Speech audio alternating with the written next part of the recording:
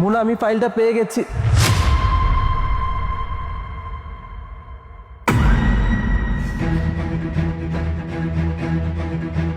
সাজিদ, কি কি ব্যাপার? তুমি চুপ করে আসছো, আমাদেরকে এইভাবে দেখছো, মানে কিছু বলবে না?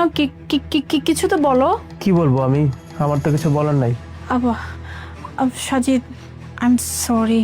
তুমি সরি কেন বলছো? সরি বলার তো কোনো দরকার নাই, তাই না? আরে তো ভয় পাচ্ছ কেন? তুমি তুমি তো কোনো অন্যায় করো নাই। না সাজিদ, আমি বুঝতে পারছি যে তুমি তুমি এই অবস্থা দেখে হয়তো রাগ করছো। আমি তোমার চেহারা দেখে বুঝতে পারছি, বললাম তো আই এম সরি। আমি বুঝতে পারছি না মুনা, তুমি এত ঘাবড়ে কেন যাচ্ছ? আমি তোমাকে কিছুই বলি নাই। এত ঘামছই বা কেন? এত ভয় পাওয়ারই বা কি আছে? আমার বেডরুমে, আমার ওয়াইফের রুমে অন্য একজন পর পুরুষ আসবে, এটা তো তোমার কাছে খুব নর্মাল ব্যাপার। তো তুমি তো নর্মাল অ্যাক্টিভিটিসে করছো আমার সঙ্গে, তাহলে তো ভয় পাওয়ার কি আছে? সাজিদ, আমি জানি তুমি তুমি অনেক রাগ করছো, বুঝছো, আর এর জন্য তুমি চুপ করে আসো। প্লিজ তুমি চুপ করে থেকো না, তুমি কিছু তো বলো আমাকে। ও, তুমি চাচ্ছ আমি কিছু একটা বলি? চুপ করে কেন আছি, তাই তো?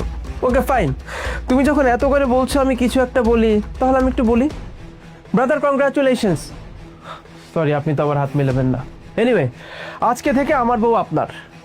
সাজিদ, এগুলো কি বলতেছো? কি কি উল্টাপাল্টা কথা বলতেছো? বললাম তো ওর সাথে আমার তেমন কিছু না, জাস্ট গল্প করছিলাম। তুমি তুমি প্লিজ এমনটা বলো না। সাজিদ শোনো না, আমার আমার দ্বারা ভুল একটা হয়ে গেছে, প্লিজ আমাকে মাফ করে দাও। আমি তোমার সাথে থাকতে চাই, আমি তো তোমাকে ভালোবাসি, আমি এই সংসার করতে চাই। সরি, কি বললা তুমি? তুমি আমার সঙ্গে থাকতে চাও? তুমি আমাকে ভালোবাসো? আচ্ছা, তুমি যদি আমাকে ভালোই বাসতা, আমার বেডরুমে তুমি এই মানুষটাকে নিয়ে আড্ডা দিতে পারতা? না জানি এর আগে এই মানুষটা কতবার আমার বাসায় এসছে, তার তো কোনো ঠিক ঠিকানা নেই। যেই দেখলে আমি বাসা থেকে বের হয়ে গেছি অমনি তুমি এই মানুষটাকে ডেকে আনলে। এই কাজটা তোমার করা ঠিক হয়েছে? ভাইয়া, আপনার কোথাও ভুল হচ্ছে। আপনি যেটা ভেবে এইসব করতেছেন, আসলে এমনটা কিচ্ছু হয় নাই। আচ্ছা, আমার জন্য আপনারা ঝামেলা করেন না। আপনারা বললে আমি এই বাসার তীর সীমানায় আর আসবো না। আমার জন্য আপনারা প্লিজ ঝগড়া করেন না, আমি চলে যাচ্ছি, সমস্যা নেই। না না ভাই, আপনি চলে যাবেন এটা বললে তো হয় না, তাই না?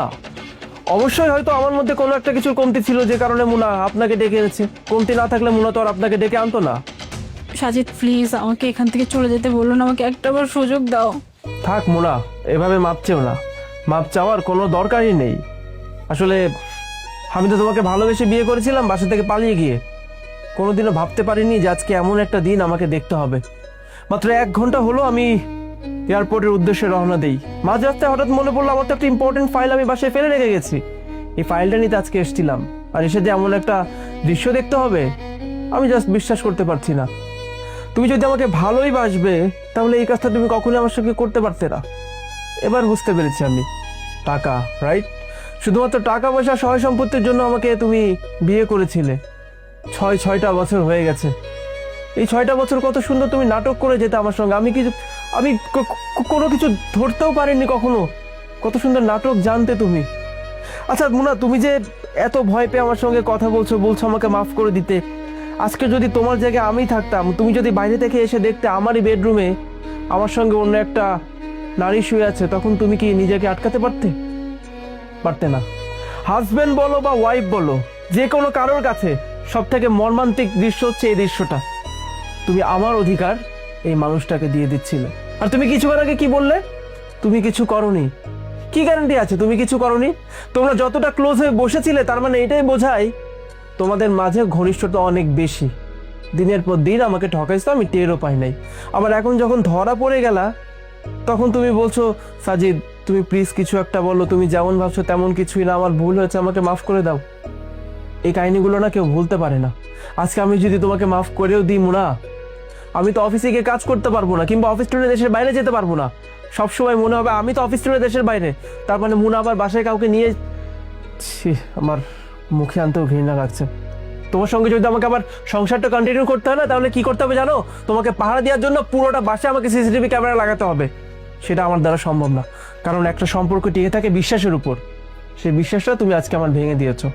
তাই আমি বলছি মুনা, আল্লাহ যা করে ভালোর জন্যই করে। আমার পক্ষে সম্ভব না তোমার সঙ্গে সংসার করা মুনা।